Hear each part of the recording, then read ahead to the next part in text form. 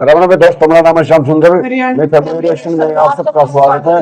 लेकिन नई वीडियो साथ वीडियो भाईया जी सेवन छोड़ सीधे पहुंचे साइप्रस मच गया भूचाल। एक बार वीडियो देख लेते हैं, उसके बाद फिर अपना रिएक्शन देंगे भाई। तो भारत ने कूटनीति का गेम छोटे लेवल पर नहीं बल्कि बड़े लेवल पर खेलना शुरू कर दिया है, जहां इस खेल में छोटे से देश साइप्रस को मोहरा बनाकर तुर्की को घेरा जा रहा है।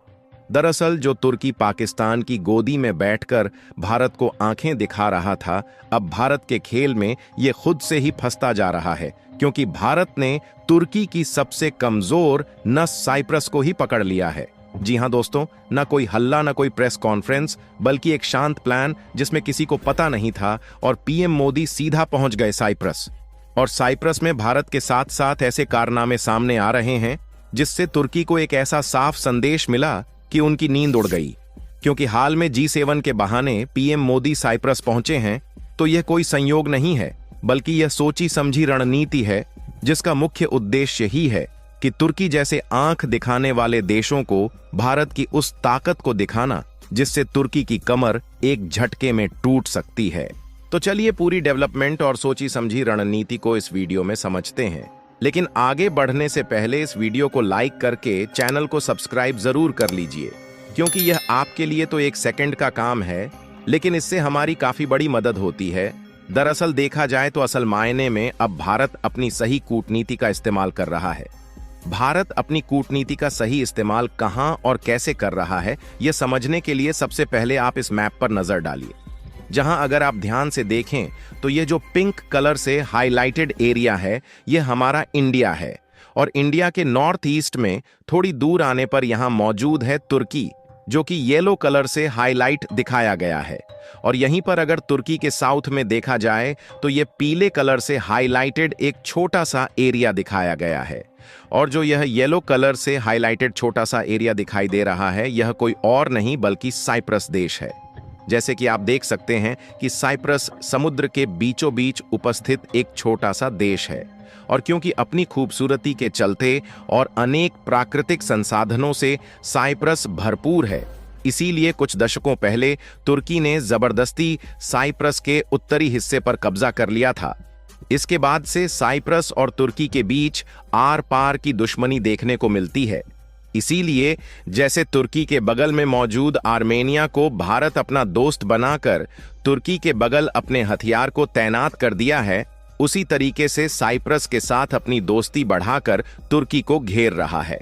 ऐसे में साइप्रस की यात्रा के दौरान कुछ ऐसी खास और महत्वपूर्ण बातें सामने निकल कर आई हैं जिसने तुर्की को झकझोर दिया है। जहां सबसे पहले और महत्वपूर्ण ध्यान देने वाली बात यह है कि पिछले 23 सालों में पहली बार यह हुआ है जब किसी भारतीय प्रधानमंत्री द्वारा साइप्रस की यात्रा की गई है। और यहीं से तुर्की को साफ साफ संदेश जाता है कि आखिरकार भारत ने अचानक ऐसे समय साइप्रस की यात्रा क्यों की, जिस समय तुर्की के साथ भारत का तनाव ऑलरेडी चल रहा है। यानी कि कहने का मतलब यह है कि तुर्की को अभी से इस बात का एहसास होना शुरू हो गया है कि तुर्की एक ऐसी जाल में फंसता जा रहा है जहां से न तो वह अपने देश में बैठकर कश्मीर के खिलाफ बयानबाजी करके भारत की संप्रभुता पर सवाल उठाएगा और न ही भारत से भिड़ने की हिमाकत करेगा। इसके अलावा जो दूसरी महत्वपूर्ण बात है वह यह है कि साइप्रस भूमध्य सागर और यूरोप के लिए एक तरीके से प्रवेश द्वार है, क्योंकि यूरोबैंक साइप्रस का एक बड़ा बैंक है जो अब मुंबई में अपना ऑफिस खोल रहा है। और साइप्रस की बैंक ऐसा कर ही इसलिए रही है ताकि साइप्रस भारतीय बिजनेस के लिए यूरोप में घुसने का एक आसान रास्ता बने। यहां तक कि यूरोप के साथ साथ मिडिल ईस्ट, अफ्रीका और साउथ एशिया के बीच बिजनेस और पैसों का लेन देन बढ़ाने में मदद करेगा। और कमाल की बात यह है कि साइप्रस अपने शानदार फाइनेंशियल सिस्टम, कम टैक्स और मजबूत शिपिंग बिजनेस की वजह से भारतीय कंपनियों के लिए बिल्कुल परफेक्ट है।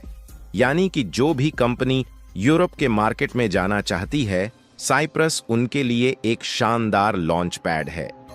मैं आपको जानकारी के लिए बता दूं कि यह सारी बात सामने भले ही आ रही है, लेकिन काफी पहले से ही भारत और साइप्रस इस प्लानिंग को लेकर आगे चल रहे थे।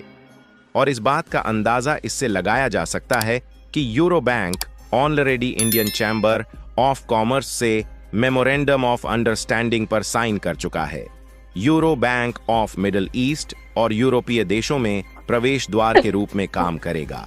यहां तक कि अब यूरो बैंक भारत का यूपीआई पेमेंट सिस्टम भी इनेबल करने के लिए तैयार है, जिससे भारतीय व्यापारियों को पेमेंट और ट्रांजैक्शन करने के लिए एक बहुत बड़ी सुविधा मिलने जा रही है।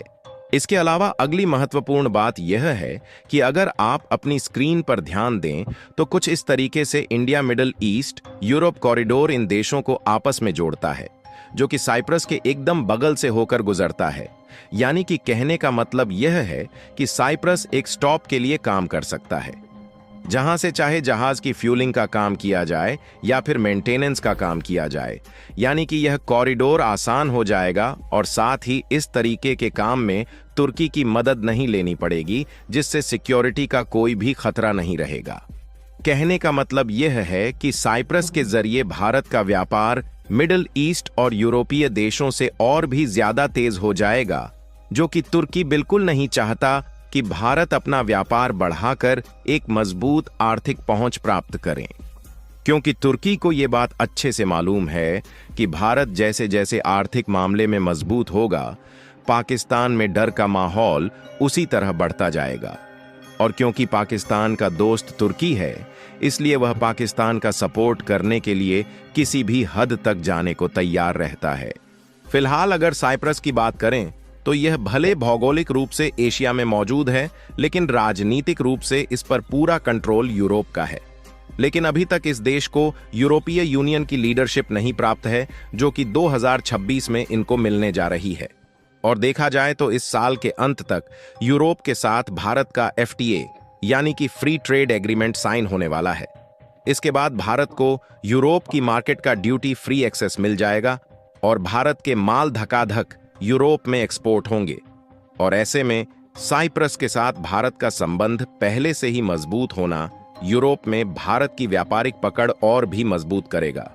और इससे भी बड़ा जो फायदा होगा वह होगा नेचुरल गैस सेक्टर में, क्योंकि अभी देखा जाए तो लगभग 45% अपनी जरूरत की नेचुरल गैस को हम दूसरे देशों से इंपोर्ट करते हैं। लेकिन साइप्रस ईस्ट मेडिटेरेनियन सी में है और वहां पर हाल ही में नेचुरल गैस के बड़े भंडार मिले हैं। इस वजह से अब वो गैस एक्सप्लोरेशन में एक इंपॉर्टेंट प्लेयर बन चुका है। लेकिन टर्की भी उसी इलाके में ड्रिलिंग कर रहा है, जिससे दोनों देशों के बीच टेंशन बढ़ गया है। और इंडिया अब अपने एनर्जी सोर्सेज को डाइवर्सिफाई करना चाहता है, यानी सिर्फ एक जगह से एनर्जी ना लेकर कई देशों से लेना चाहता है।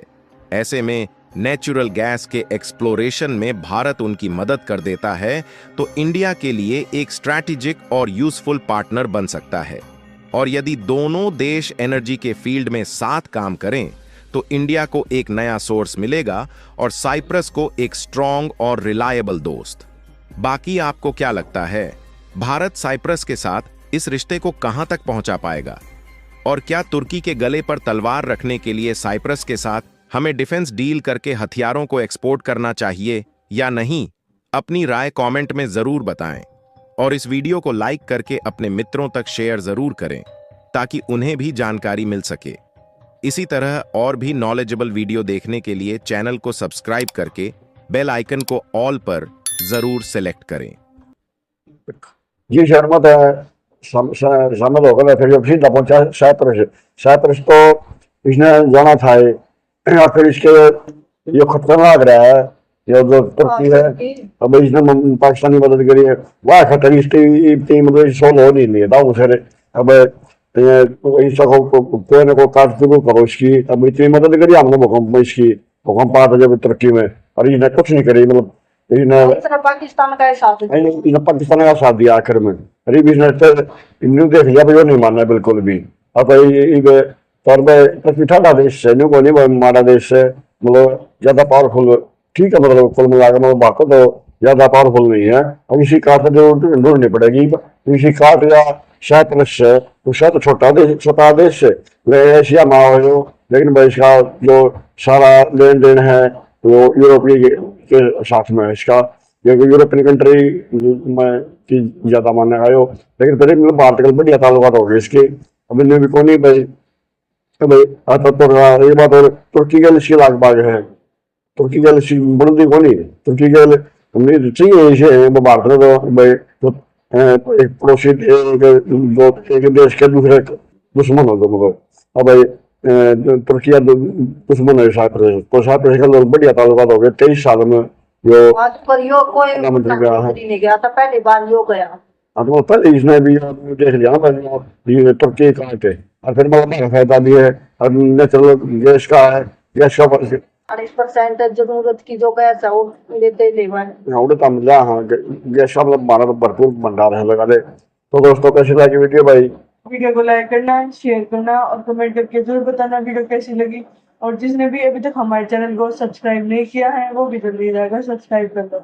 ओरिजिनल वीडियो का लिंक मिल जाए डिस्क्रिप्शन में। मिलते हैं इसी साल नेक्स्ट वीडियो में, तब तक के लिए बाय बाय।